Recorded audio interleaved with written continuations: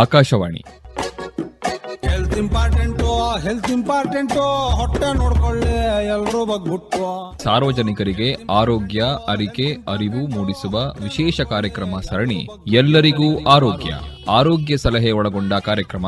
ಈ ಕಾರ್ಯಕ್ರಮ ಸರಣಿಯ ಸಹಯೋಗ ಹಾಗೂ ಪ್ರಾಯೋಜಕರು IMA ಶಿವಮೊಗ್ಗ ಶಾಖೆ.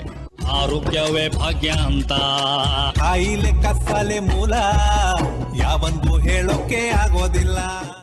ಇಂದಿನ ಕಾರ್ಯಕ್ರಮದಲ್ಲಿ ರೇಬಿಸ್ ಈ ಕುರಿತು ಶಿವಮೊಗ್ಗದ ತಜ್ಞ ವೈದ್ಯರಾದ ಡಾಕ್ಟರ್ ಯುವರಾಜ್ ಅವರಿಂದ ಮಾಹಿತಿ. ಎಲ್ಲರಿಗೂ ನಮಸ್ಕಾರ. ನಾನು ಡಾಕ್ಟರ್ ಯುವರಾಜ್, ಫಿಸಿಷಿಯನ್ ಆಗಿ ಮಾನಸ ನರ್ಸಿಂಗ್ ಹೋಮ್ನಲ್ಲಿ ಕಾರ್ಯನಿರ್ವಹಿಸ್ತಾ ಇದ್ದೀನಿ. ಇಂದು ನಾವು ರೇಬಿಸ್ ಕಾಯಿಲೆಯ ಬಗ್ಗೆ ತಿಳಿದುಕೊಳ್ಳೋಣ. ಎಲ್ಲರಿಗೂ ಸಾಮಾನ್ಯವಾಗಿ ತಿಳಿದಿರುವಂತೆ ಇದು ನಾಯಿ ಕಡಿತದಿಂದ ಬರುವ ಕಾಯಿಲೆ ಅಂತ ಎಲ್ಲರಿಗೂ ತಿಳಿದಿರುತ್ತೆ. ಹೌದು, ಆದರೆ ಇದು ಬರೀ ನಾಯಿ ಅಷ್ಟೇ ಅಲ್ಲ. ನಾಯಿ, ಬೆಕ್ಕು, ಕೋತಿ, ನರಿ, ಬಾವುಲಿ ಮುಂತಾದ ಪ್ರಾಣಿಗಳ ಕಡಿತದಿಂದ ಬರುವಂತಹ ಕಾಯಿಲೆ. ಏನು ರೇಬಿಸ್, ಇದು ಹೇಗೆ ಬರುತ್ತೆ, ಏನು ಮಾಡಬೇಕು, ಇದರ ರೋಗ ಲಕ್ಷಣಗಳೇನು, ನಾವು ಇದನ್ನು ಹೇಗೆ ತಡಿಬಹುದು, ಇದನ್ನೆಲ್ಲ ಇವತ್ತು ತಿಳ್ಕೊಳ್ತಾ ಹೋಗೋಣ. ರೇಬಿಸ್ ಅನ್ನೋದು ಒಂದು ವೈರಸ್. ಇದು ರ್ಯಾಬ್ಡೋವಿರಿಡೆ ಅನ್ನುವಂಥ ಒಂದು ಗುಂಪಿಗೆ ಸೇರಿದಂತಹ ವೈರಸ್. ಇದು ಏನಾಗುತ್ತೆ ಅಂತಂದರೆ ಇದನ್ನು ಝೂನೋಟಿಕ್ ಇನ್ಫೆಕ್ಷನ್ ಅಂತೀವಿ. ಇದು ಪ್ರಾಣಿಗಳಲ್ಲಿ ಇರುತ್ತೆ ಹಾಗೂ ಪ್ರಾಣಿಗಳ ಜೊಲ್ಲಿನಿಂದ ಅದು ಮನುಷ್ಯನಿಗೆ ಹರಡ್ತಾ ಬರುತ್ತೆ. ಒಮ್ಮೆ ಇದು ಕೇವಲ ಕಚ್ಚಿದ್ರಿಂದ ಅಷ್ಟೇ ಬರೋದಿಲ್ಲ. ನಾಯಿ ಅಥವಾ ಯಾವುದೇ ಪ್ರಾಣಿಗಳು ಕಚ್ಚಿದಾಗ, ಪರ್ಚಿದಾಗ ಅಥವಾ ನಮ್ಮದು ಯಾವುದೇ ಮುಂಚೆ ಇದ್ದಂತಹ ಗಾಯದ ಮೇಲೆ ನೆಕ್ಕಿದಾಗ ಅದರ ಜೊಲ್ಲಿನಲ್ಲಿ ಇರುವಂತಹ ವೈರಸ್ಸು ನಮ್ಮ ಮನುಷ್ಯನ ದೇಹವನ್ನು ಸೇರುತ್ತೆ. ಸೇರಿದ ವೈರಸ್ ಆ ನಂತರ ಏನು ಮಾಡುತ್ತೆ ಅಂತಂದರೆ, ಮೊದಲು ಕಚ್ಚಿದ ಜಾಗದಿಂದ ಅದು ಯಾವ ನರಗಳು ಅಲ್ಲಿರುತ್ತವೆ ಆ ನರಗಳಿಗೆ ಹೋಗಿ ಅಟ್ಯಾಕ್ ಮಾಡುತ್ತೆ. ಆ ನರಗಳ ಮೂಲಕ ಅದು ಆಕ್ಸಾನಲ್ ಟ್ರಾನ್ಸ್ಪೋರ್ಟ್ ಅಂತ ಹೇಳ್ತೀವಿ. ನರಗಳ ಮುಖಾಂತರನೇ ಅದು ಮನುಷ್ಯನ ಬೆನ್ನು ಹುರಿ ಮತ್ತು ಮೆದುಳು ಬಳ್ಳಿಗೆ ಹೋಗಿ ಅಟ್ಯಾಕ್ ಮಾಡುತ್ತೆ. ಮೇಯ್ನ್ ಆಗಿ ಇದು ನರವ್ಯೂಹಕ್ಕೆ ಅಟ್ಯಾಕ್ ಮಾಡುವಂತಹ ವೈರಸ್. ಈ ವೈರಸ್ ನಮಗೆ ಅಟ್ಯಾಕ್ ಆದ ತಕ್ಷಣ, ಅಂದರೆ ನಾಯಿ ಕಚ್ಚಿ 20ರಿಂದ 90 ದಿನ ತಗೋಬಹುದು, ಅಥವಾ ಮೊದಲನೇ ದಿನದಿಂದ 1 ವರ್ಷದ ತನಕನೂ ಕೂಡ ನಮಗೆ ಈ ಸಿಂಪ್ಟಮ್ಸ್ಗಳು ಕಾಣಿಸುವಂಥ ಸಾಧ್ಯತೆಗಳಿರ್ತವೆ. ನಮಗೆ ಇದು ರೇಬಿಸ್ ಬಂದಿದೆ ಅಂತ ಹೇಗೆ ಗೊತ್ತಾಗುತ್ತೆ?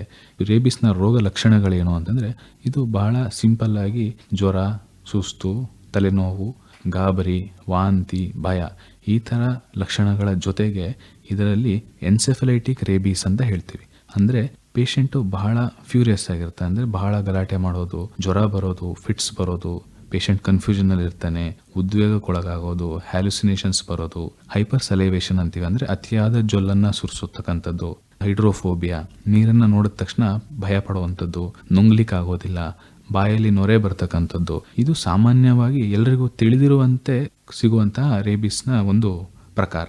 ಇನ್ನೊಂದು ಪ್ಯಾರಲೈಟಿಕ್ ರೇಬಿಸ್ ಅಂತ ಒಂದು ಕರಿತೀವಿ. ಇದರಲ್ಲಿ ಏನಂತಂದರೆ, ಮನುಷ್ಯನಿಗೆ ಪಾರ್ಶಿ ಹೊಡೆದಾಗ ಏನಾಗುತ್ತೆ ಆ ಥರ ಕೈಕಾಲುಗಳು ಸ್ವಾಧೀನ ಕಳ್ಕೊಳ್ಳೋದು, ಆ ಥರದ ಒಂದು ಪ್ರಕಾರದ ರೇಬಿಸ್ ಕೂಡ ಇದೆ. ಈ ಥರ ಲಕ್ಷಣಗಳಿರ್ತಕ್ಕಂಥ ಮನುಷ್ಯರಲ್ಲಿ ನಾವು ಮೊದಲನೇದಾಗಿ ಹಿಸ್ಟ್ರಿ ಆಫ್ ಅನಿಮಲ್ ಎಕ್ಸ್ಪೋಜರ್ ಅಂತ ನೋಡ್ತೀವಿ. ಅಂದರೆ ಇದರ ಹಿಂದೆ ಪೇಷಂಟಿಗೆ ನಾಯಿ ಕಡ್ದಿತ್ತ ಅಥವಾ ಯಾವುದಾದ್ರೂ ಒಂದು ಪ್ರಾಣಿಯಿಂದ ಕಡತಕ್ಕೊಳಗಾಗಿದ್ರ ಅಥವಾ ಪ್ರಾಣಿಗಳ ಸಂಪರ್ಕಕ್ಕೆ ಬಂದಿರೋದು, ಇದನ್ನ ಮೊದಲು ಹುಡುಕ್ಬೇಕಾಗ್ತದೆ. ಈ ಥರ ಹುಡುಕಿದ ನಂತರ ಇದು ನಮಗೆ ದೊರೆತರೆ ಈಗ ಮುಂದೆ ನಮ್ಮ ಟ್ರೀಟ್ಮೆಂಟ್ ಹೇಗೆ ಅಂತಂದರೆ, ಅದನ್ನು ನಾವು ಸ್ಕ್ಯಾನ್ ಮಾಡ್ಬೋದು, MRI ಅಥವಾ CSF ಅನಾಲಿಸಿಸ್ ಅಂತ ಬ್ರೈನಲ್ಲಿ ಇರ್ತಕ್ಕಂಥ ನೀರನ್ನ ತೆಗೆದು ಪರೀಕ್ಷೆ ಮಾಡಿದ್ರು ಏನು ಇದರ ತೊಂದರೆ ಅಂತಂದರೆ, ಈ ಕಾಯಿಲೆಗೆ ಪರಿಣಾಮಕಾರಿಯಾದ ಚಿಕಿತ್ಸೆ ಇಲ್ಲ. ಇದನ್ನು ಮಾಡ್ಬೋದಾದಂಥದ್ದು ಒಂದೇ ಕೆಲಸ ಅಂತಂದರೆ, ನಾವು ಇದನ್ನು ತಡಿಬಹುದು ಅಷ್ಟೇ, ಬಿಟ್ಟರೆ ಇದನ್ನು ನಾವು ಪರಿಣಾಮಕಾರಿಯಾಗಿ ಚಿಕಿತ್ಸೆ ಮಾಡೋಕ್ಕೆ ಬರೋದಿಲ್ಲ. ಈ ಕಾಯಿಲೆಯ ಒಂದು ಪ್ರಮುಖ ತೊಂದರೆ ಏನು ಅಂತಂದರೆ, ಇದು 100ರಷ್ಟು ಮಾರಣಾಂತಿಕವಾದ ಕಾಯಿಲೆ ಆದ್ರೂ 100ರಷ್ಟು ಈ ಕಾಯಿಲೆನ ನಾವು ಬರ್ದಲೇ ಇರೋ ಥರ ತಡಿಬಹುದು. ಹೇಗೆ ತಡೆಯೋದು? ಈಗ ನಮಗೆ ಅಥವಾ ನಮ್ಮ ಮನೆ ಅಕ್ಕಪಕ್ಕದಲ್ಲಿ ಯಾವ ಒಂದು ಮನುಷ್ಯನಿಗೆ ನಾಯಿ ಕಚ್ಚಿದೆ ಅಥವಾ ಬೆಕ್ಕು ಏನಾದರೂ ಕಚ್ಚಿದೆ, ಮೊದಲು ಆ ಗಾಯವನ್ನು ಗಮನಿಸಿ. ಆ ಗಾಯವನ್ನು ನಾವು 3 ಕ್ಯಾಟಗರಿಯಾಗಿ ವಿಭಜಿಸ್ತೀವಿ. ಮೊದಲು ಕ್ಯಾಟಗರಿ 1 ಅಂತ ಅಂದರೆ ಸುಮ್ಮನೆ ಸ್ಕ್ರ್ಯಾಚ್ ಆಗಿರುತ್ತೆ ಅಲ್ಲೊಂದು, ಅಥವಾ ಸುಮ್ಮನೆ ಒಂದು ಗೆರೆ ಬಂದಿರುತ್ತೆ, ರಕ್ತಸ್ರಾವ ಆಗಿರೋದಿಲ್ಲ.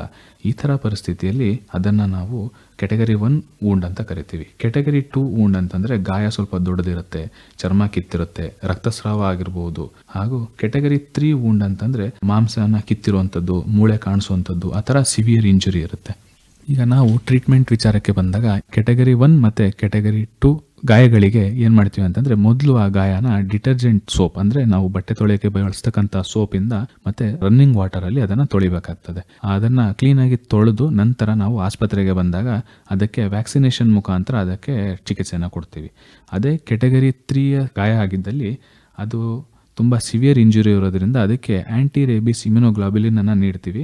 ಅದು ಗಾಯದ ಸುತ್ತ ಇಮ್ಯುನೋಗ್ಲಾಬ್ಯುಲಿನ್ ಅನ್ನು ನೀಡಿ ಅನಂತರ ಅದಕ್ಕೆ ವ್ಯಾಕ್ಸಿನೇಷನ್ ತಗೋಬೇಕಾಗತ್ತೆ. ಯಾಕೆ ನಾವು ಈ ರೇಬಿಸ್ ಬಗ್ಗೆ ಅಷ್ಟು ಎಚ್ಚರ ವಹಿಸ್ಕೋಬೇಕು? ಮೊದಲೇ ಹೇಳಿದಂತೆ ಇದಕ್ಕೆ ಯಾವುದೇ ಪರಿಣಾಮಕಾರಿಯಾದ ಚಿಕಿತ್ಸೆ ಇಲ್ಲ. ನಾವು ತಡೆಯೋದನ್ನು ಬಿಟ್ಟರೆ ಬೇರೆ ಏನು ಮಾಡಲಿಕ್ಕಾಗೋದಿಲ್ಲ. ಈಗ ನಮ್ಮ ಭಾರತದಲ್ಲಿ ಪ್ರತಿ ವರ್ಷ 18,000ದಿಂದ 20,000 ರೇಬಿಸ್ನಿಂದ ಪೇಷಂಟ್ಗಳು ಸಾಯ್ತಾ ಇದ್ದಾರೆ.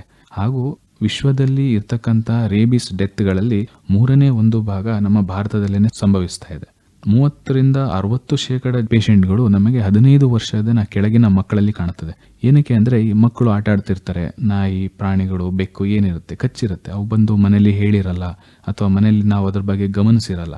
ಈ ಥರ ಆದಾಗ ಏನಾಗುತ್ತೆ ಅಂತಂದಾಗ ಎಷ್ಟೋ ಹಲವು ದಿನಗಳ ನಂತರ ಆ ಮಕ್ಕಳಲ್ಲಿ ರೋಗ ಲಕ್ಷಣಗಳು ಕಾಣಲಿಕ್ಕೆ ಸ್ಟಾರ್ಟ್ ಆಗುತ್ತೆ. ಸಣ್ಣ ಗಾಯ ಅಥವಾ ಸ್ವಲ್ಪ ಕಚ್ಚಿದೆ, ಏನು ಜಾಸ್ತಿ ಅದರಿಂದ ತೊಂದರೆ ಆಗೋದಿಲ್ಲ, ಅಥವಾ ಮನೆಯಲ್ಲೇ ನಾವೇ ಸಾಕಿದ ನಾಯಿ, ಈ ಥರ ಕಾರಣಗಳನ್ನು ಇಟ್ಕೊಂಡು ವ್ಯಾಕ್ಸಿನನ್ನು ನಾವು ತಗೊಳ್ದಲೇ ನಿರ್ಲಕ್ಷಿಸಿದ್ರೆ ಅದು ಮುಂದೆ ಆ ಮಗುವಿಗೆ ಒಂದು ಮಾರಣಾಂತಿಕವಾದ ಕಾಯಿಲೆಯಾಗಿ ಪರಿಣಮಿಸುವಂಥ ಸಾಧ್ಯತೆಗಳಿರುತ್ತೆ.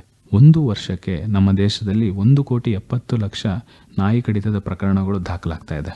ನಾವು ಇವಾಗ ನಾಯಿ ಕಡಿತ ಆದ ತಕ್ಷಣ ಮನೆಯಲ್ಲಿ ಏನು ಮಾಡ್ಬೋದು ಅಂತ ತಿಳ್ಕೊಂಡ್ವಿ. ಈಗ ಹಾಸ್ಪಿಟಲ್ಲಿಗೆ ಬಂದಾಗ ಇದಕ್ಕೆ ಯಾವ ಥರ ಟ್ರೀಟ್ಮೆಂಟ್ ಮಾಡ್ತಾ ಹೋಗ್ತೀವಿ. ಹೀಗೆ ಮುಂಚೆ ಹೇಳ್ದಂಗೆ ನಾವೀಗ ವ್ಯಾಕ್ಸಿನೇಷನ್ ಅಂತ ತಗೊಂಡಾಗ ನಾವು ಪೋಸ್ಟ್ ಎಕ್ಸ್ಪೋಜರ್ ಪ್ರೊಫೈಲಾಕ್ಸಿಸ್ ಅಂತ ಕೊಡ್ತೀವಿ. ಅಂದರೆ ಕಡಿತದ ನಂತರ ತಗೊಳ್ತಕ್ಕಂಥ ಇಂಜೆಕ್ಷನ್ ಇದು.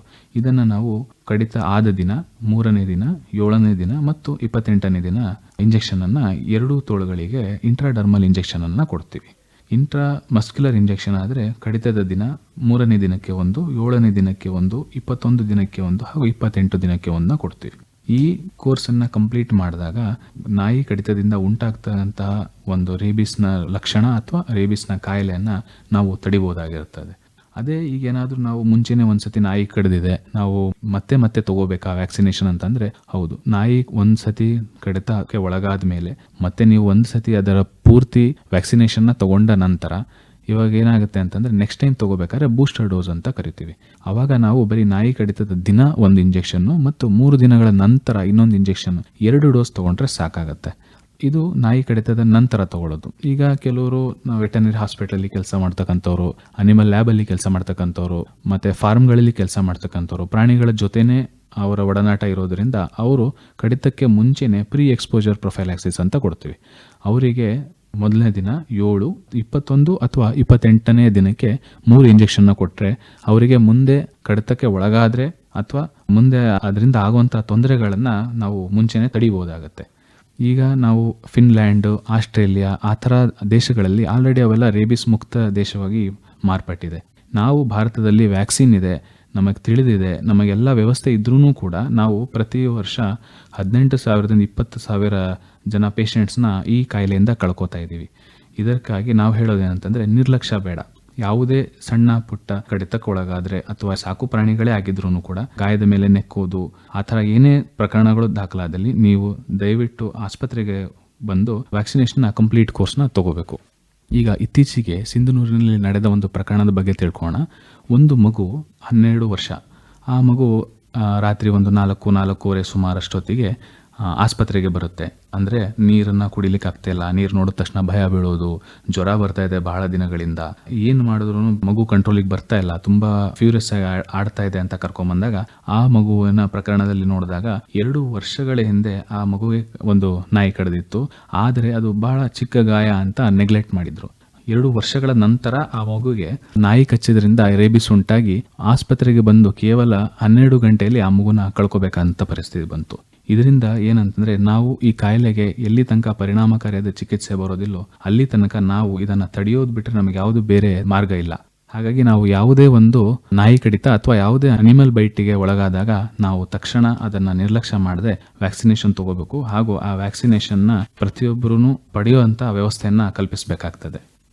ಈಗ ನಮ್ಮ ಮನೆಯ ಸುತ್ತಮುತ್ತ ಯಾವುದಾದ್ರೂ ಒಂದು ನಾಯಿ ಅತಿಯಾದ ಜೊಲ್ಲನ್ನು ಸುರಿಸೋದು ಅಥವಾ ತುಂಬ ಅಗ್ರೆಸಿವ್ ಆಗಿ ಬಿಹೇವ್ ಮಾಡ್ತಾ ಇದೆ, ಆ ಥರ ಇದ್ದಾಗ ನಾವು ಅದನ್ನು ನೆಗ್ಲೆಕ್ಟ್ ಮಾಡ್ದಲೆ ಹತ್ತಿರದ ನಮ್ಮ ವಾರ್ಡ್ ಅಥವಾ ನಮ್ಮ ಗ್ರಾಮ ಪಂಚಾಯತಿ ಅಥವಾ ಮುನ್ಸಿಪಾಲ್ಟಿಗೆ ಅದನ್ನು ಹೇಳಿದಾಗ ಅವರು ಆ ನಾಯಿಯನ್ನು ಹಿಡಿದು ಅದಕ್ಕೆ ರೇಬಿಸ್ನ ಯಾವುದಾದ್ರೂ ಲಕ್ಷಣಗಳಿದ್ದಲ್ಲಿ ಅದನ್ನು ಪ್ರಾಪರ್ ಡಿಸ್ಪೋಸಲ್ ಅಂತ ಕರಿತೀವಿ. ಅಂದರೆ ಆ ನಾಯಿಯನ್ನು ನಾವು ಸಾಯಿಸಿ ಅದರ ತಲೆಯನ್ನು ನಾವು ತಗೊಂಡು ಲ್ಯಾಬಲ್ಲಿ ಪರೀಕ್ಷೆ ಮಾಡಿ ಸೇಫ್ ಆಗಿ ಅದನ್ನು ಡಿಸ್ಪೋಸ್ ಮಾಡಬೇಕಾಗಿ ಬರುತ್ತೆ.